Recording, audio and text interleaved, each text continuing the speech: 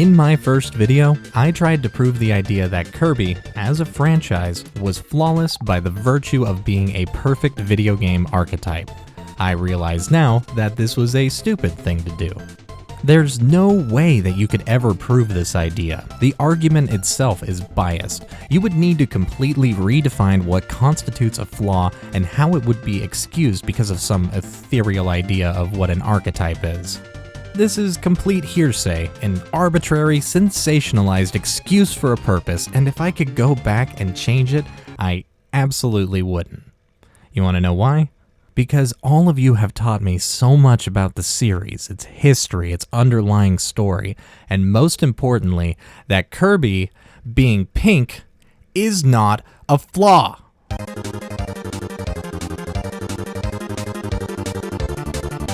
In this video, I'm asking a much more reasonable question. We all got to see Kirby's origin and his animal buddies all pushed to the limit in one big superstar finale. To me, those games represent the original Kirby formula that was perfected on the Super Nintendo, then somehow pushed even further on the DS with Superstar Ultra. I cover this origin in my first video, so I would suggest checking that out first if you haven't, but it's not necessary. The next question is, how does Kirby follow this up, and do these sequels succeed? I have picked out a few of the next titles in the series that represent what I consider to be the second wave of this pink tsunami. We're talking about new consoles, new mechanics, even new dimensions. Through these, we will answer the first part of the question and decide if Kirby keeps that glowing record. We begin with Kirby's Dreamland 3. This came out 1 year after Superstar. You all let me know that there were actually two teams making Kirby games at this time. Masahiro Sakurai led Superstar, while Shinichi Shimomura directed the Dreamland trilogy. This also explains the deep contrast between these two games, both in mechanics and aesthetics. Before I get into this game, I just want to explain my introduction to it. I put out the first Kirby video. I say to myself, oh man, that's a lot of people. I need to work on a follow-up right away. I go to the Switch emulator with Superstar still fresh in my mind, and this is what I see.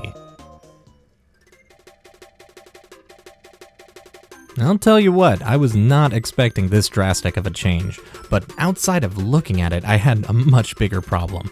I really didn't like how it controlled. It felt so clunky and slow. I wasn't able to move with any freedom, and it felt like every input I made was delayed by an agonizing amount of time.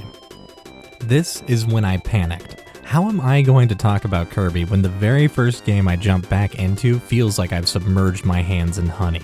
Obviously, I do what any rational person would do and pushed all my problems into the future and only dwelled on it most of the time.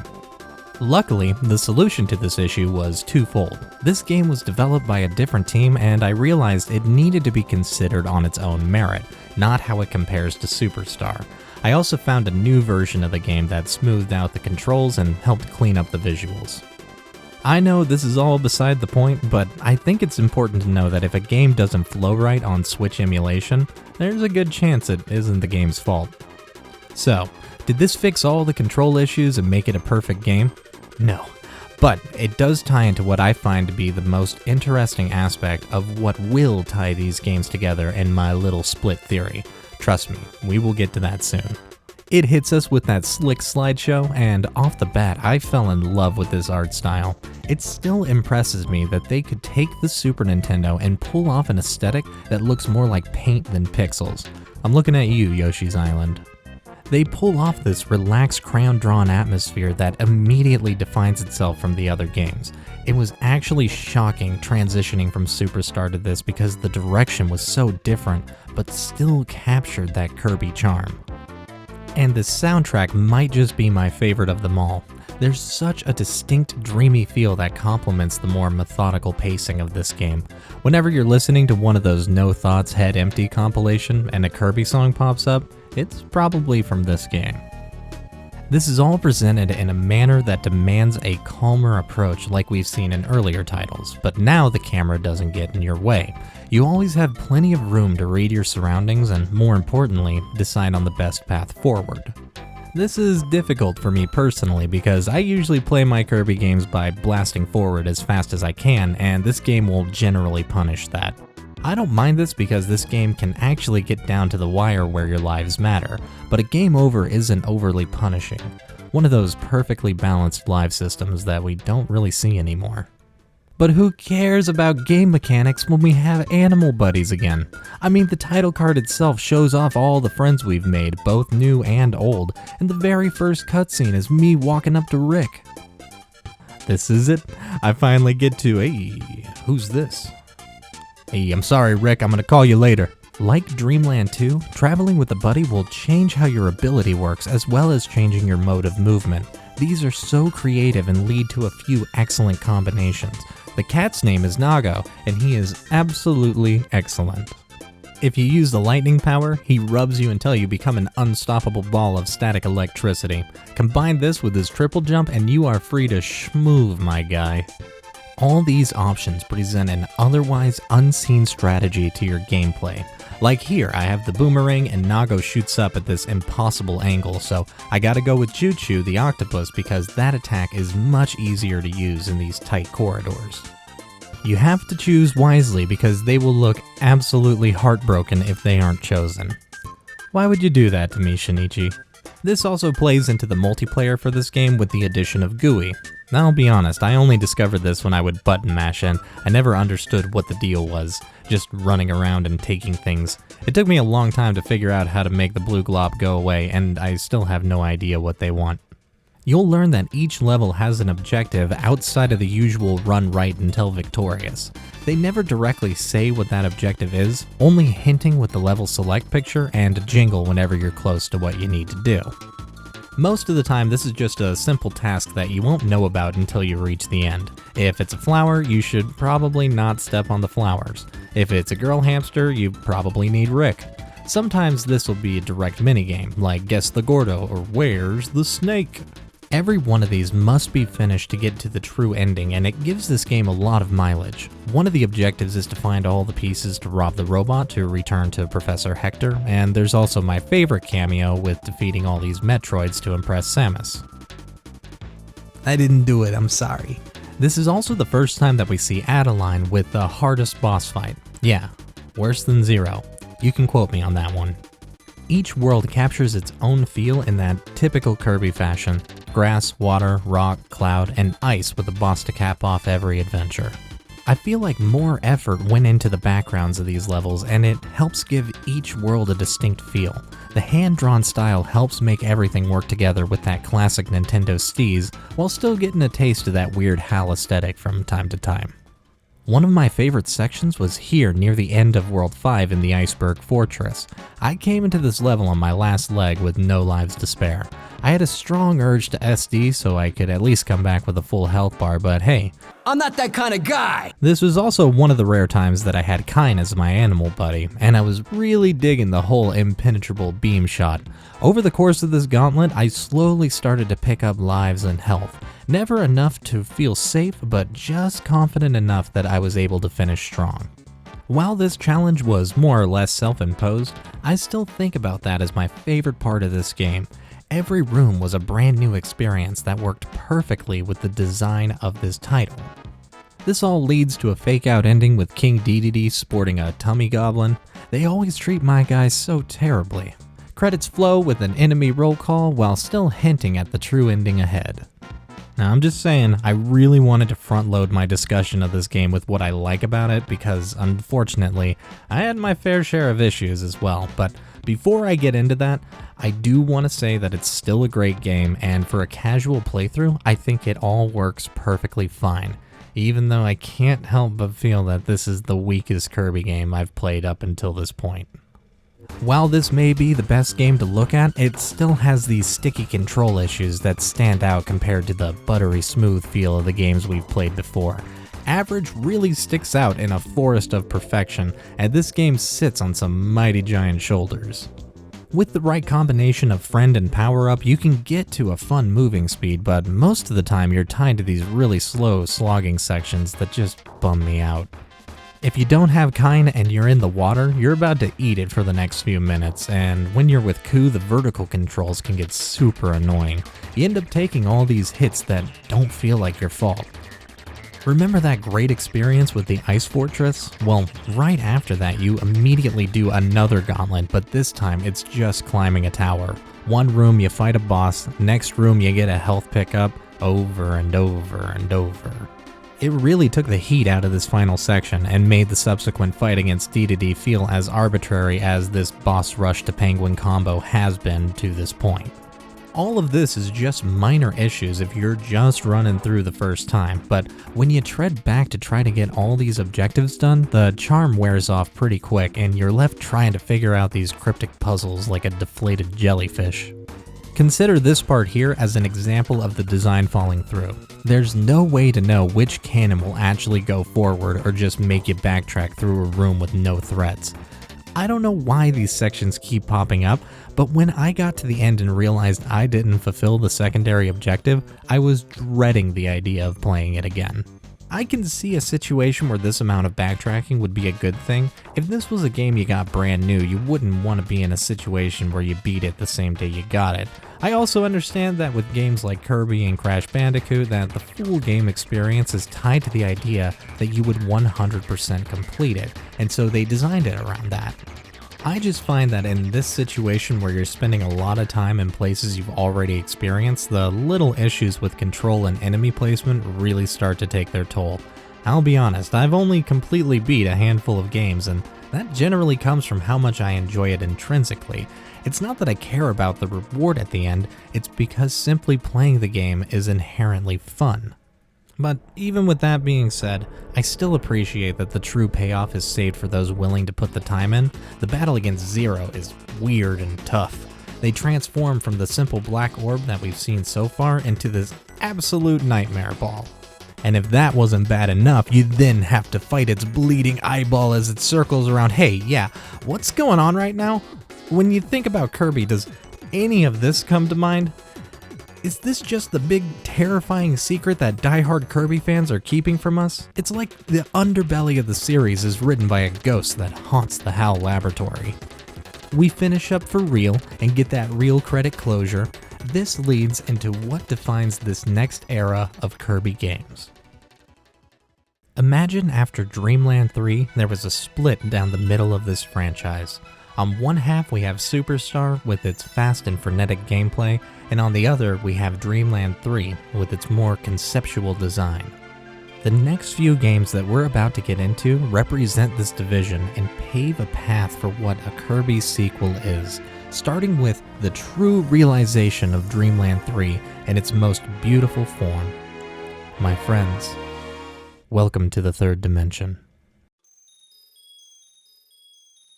You might be thinking to yourself that the Crystal Shards isn't a remake of Dreamland 3, and you would be totally right. But I find that this game is a wonderful example of a spiritual successor that takes that initial concept and truly flourishes. Like any game we've seen before, the opening paints a simple picture. A kingdom is under attack, someone wakes up Kirby, and it's go time.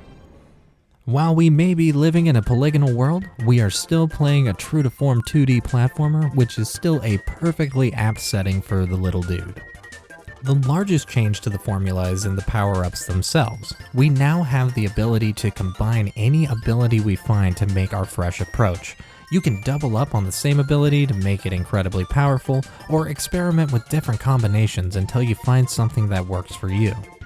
They demonstrate this beautifully in the first level by having enemies with the fire and boomerang attacks. Combining these gets you a flame sword, and buddy, this might just be my favorite of them all. I won't say that they're all winners, but each ability shows a great deal of creativity and always keeps you guessing as to what you're gonna get. Instead of secondary objectives, we have the titular Crystal Shards. At first, they're basically out in the open, but eventually you find that they can be pretty tricky to get, sometimes requiring particular weapon combos to get to them. Even so, they do a great job of opening levels with certain enemies that will make the best combination for the stage, as well as getting to these shards. And would you believe it? They end the second level with an homage fight with Adeline. They even use one of the enemies from the fight in 3 and cap it off with that one-hit KO against the child. This fight ties our previous battle to the beginning of this new game in a way that says not only is this within the same story, our ending there is only our beginning here. And on that note, let me tell you why this game is the real Dreamland 3. The combination of abilities is reminiscent to the animal friend powers in the Dreamland series, which is why I think they only make a cameo in this game. Well, at least the good buddies do. The worlds you visit are nearly identical to the ones we saw in 3. Grass, desert, jungle, ice. More than being similar, a lot of the stages take direct influence from the previous levels and hone in on the style from before. When you look at this forest area or the big pyramid zone, you can see the same energy went into these graphics. Instead of pursuing a children's book style, they mainly focus on making the 3D look as convincing as possible. This is accomplished by the background elements and the excellent pathing of the stage. Most Kirby games have a section where you approach a giant castle and ascend to the top, but none of them have felt nearly as convincing as it does here.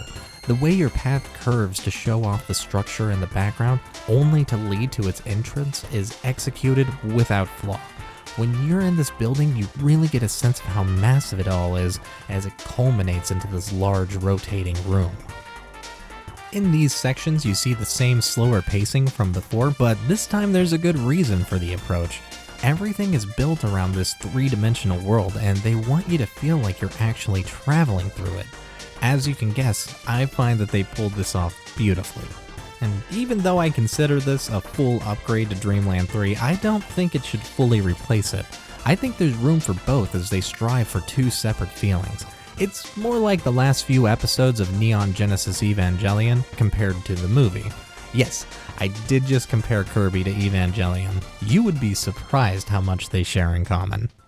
Even the final battle against Zero hits the same unsettling feeling, but this time it feels like a real spectacle to shoot and fly in this 3D environment. Even the true final cutscene shows a level of personality from Kirby we haven't really seen up to this point. But just like before, it doesn't matter how Crystal Shards compares to Dreamland 3. How does it stand on its own merit? I'm happy to say this game holds up wonderfully, but strangely enough, I think that mainly comes from its brevity. You can get through this game in 2 hours, and it's only about another hour or so to get the true ending. While I can see this being devastating if you paid full price for the title back in the day, in the present moment it makes for a great experience. It's the perfect balance of introducing new landscapes and enemies while never staying past its welcome. It really does feel like they went for the more conceptual and visual focused design from before, but knew to keep everything at an appropriate length. It's in this tight design that I see the biggest benefit. When I think back on my time with it, I know that I would really enjoy playing through it again. All the different powers make you wonder what each level would play like, and the shards are hidden in just a way that complement the stellar level design. There's also a lot less to collect, so that's a yeehaw from me. I hold this game to the same level as Superstar in my mind for being as unique and fully realized as its own experience. It's also a perfect example of the divided nature of the Kirby sequels. So, we have one side of this division, the Dreamland flow with the brief but precise formula. Now we need to get back to what made Kirby a masterpiece in the first place, the other side of this coin that echoes the speed and effortless style of Superstar. For that, we kick it all the way to the GBA for Kirby and the Amazing Mirror. This is what I consider to be the true successor to Superstar. Sure, it looks pretty similar with that effect-heavy, pixel-dense style, but the real similarity comes from how it feels. This game controls like butter. It's the reason I really fell in love with this series in the first place, the nice flowing design that lets you cruise through the environment while blasting enemies. Everything ties together in these wonderful strings of content, leading up to a big boss battle that caps off the experience. You might think that this sounds like the progression of every Kirby game ever made, but would you believe me if I told you that this game is actually a Metroidvania? I mean, I wouldn't. I was completely thrown off when I beat the first boss and it kicked me back to the overworld without a new door to go through. You have to follow these gates with the shining stars to find all the doors you missed before, and when I realized that, I was amazed. I really wonder why people get on Kirby's case so often about stagnant content when every time I pick up a mainline game, something like this happens. But don't worry, we'll be seeing this series through to the end, so there'll be plenty of time to figure out what you mean.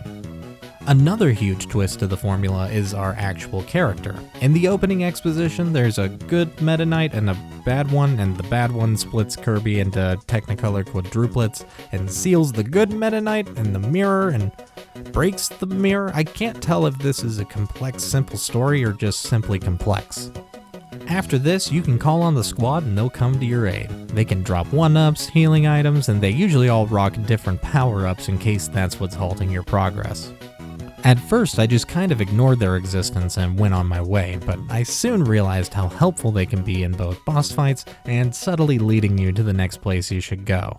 The amount of detail this game pulls off at any given moment makes it genuinely impressive as a Game Boy title. Even with all these impressive new elements, the core is still distinctly Kirby. The ideas all come and go quickly without ever putting a pause on the action. Each power-up feels great to use while still being distinct enough to utilize at different areas. In full honesty, I found myself playing more of this game's sister title, Nightmare in Dreamland. This is a remake of Kirby's Adventure that utilizes the same assets as Amazing Mirror while fixing all the little quirks that came with the original. I think it's a perfect example on how this split playstyle is represented in these sequels. Using this new format, we get to experience a classic style from a new perspective. I think this translates wonderfully as a complete improvement to the original game. As for the story of Amazing Mirror, I plan on getting to it, but I have another video in the works about the good old-fashioned name combination genre, and I promise that's where you want to see this. My main point was to highlight this splitting of the franchise and overall get to the two final questions. Also, it's like 10 hours long and I need to finish this video. So, in the end, Kirby followed its original formula by creating these two game styles that work to achieve different goals. On one side, you have Dreamland 3 and the Crystal Shards, as they've created a tightly woven wordless story that's all built around this expansive gameplay based on ability combinations and a fully realized art style. With the Amazing Mirror and the gameplay takes center stage to achieve a kinetic flow so tightly tuned that I can't think of another series that rivals it in pure game feel. Somehow, this divergence doesn't muddy the stellar pedigree of the initial games, but creates a beautiful harmony between these two aspects that only serve to expand and improve the original formula. It's something that shows how much control these designers have over the series and their ability to build over the course of decades of work. So, do the Kirby sequels succeed? Well, my answer is... Woo! You thought I was gonna make a sequel to the Kirby video and not talk about Air Ride? You're out of your mind! This game is absolutely beautiful. You want to talk about game feel? Just look at how it moves. There's only 2 buttons for the whole experience, and it still demands your full attention to hit the boost and catch these power-ups. Each track is filled to the brim with new ideas soaring past your head, each one with their own distinct setting and course layout. Most of the time, you'll be neck and neck with your rivals and come down to the wire at the finish line. But that's only the races. Just wait until you see the crowning achievement of this game. City Trial. Hey, the goal is simple. You and 3 other contestants get 5 minutes to freely roam around the city and gather as many upgrades as you can. This is also your first real opportunity to try out all the different machines to figure out which one suits your mood. After this, you face off in a randomly chosen challenge to declare the winner. These tasks can be overall elimination, a target test, or a race. While I think this is a uniquely brilliant mode, I think the real masterpiece is the city itself. This whole area is impressively varied with different sections to explore and somehow seamlessly transitions from a metropolis to an active volcano. There's just so much here to get lost in, which is weird because it's not a particularly big map. Just tossing on free mode and changing out the machines to bounce around all the nooks of the city is worth trying for yourself. It is absolutely sublime. The only bad part about this game is that it makes it so hard to know that there isn't a mainline Kirby title for the GameCube. If you didn't think that those first few games succeeded in pushing the Kirby name forward, then Air Ride is the genuine proof of this beautiful series. Kirby's sequels are amazing, and they succeed with flying colors. I truly hope that you enjoyed these games and our time with them, because the next time we talk about this franchise, we're gonna address the 8-letter elephant in the room. Buckle up. There's a storm looming over Dreamland.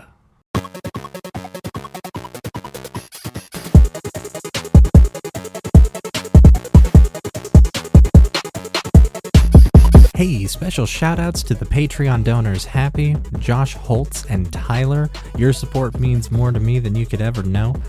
If you do like the channel, please consider following me on the Patreon. You never have to. You'll always get this content. It just helps me, be able to get this out a little bit sooner and helps me do what I love. Outside of that, thank you for watching this far into the video. Let me know what you think, anything that I can do to improve here or change up, and yeah, I'll see you in the next one.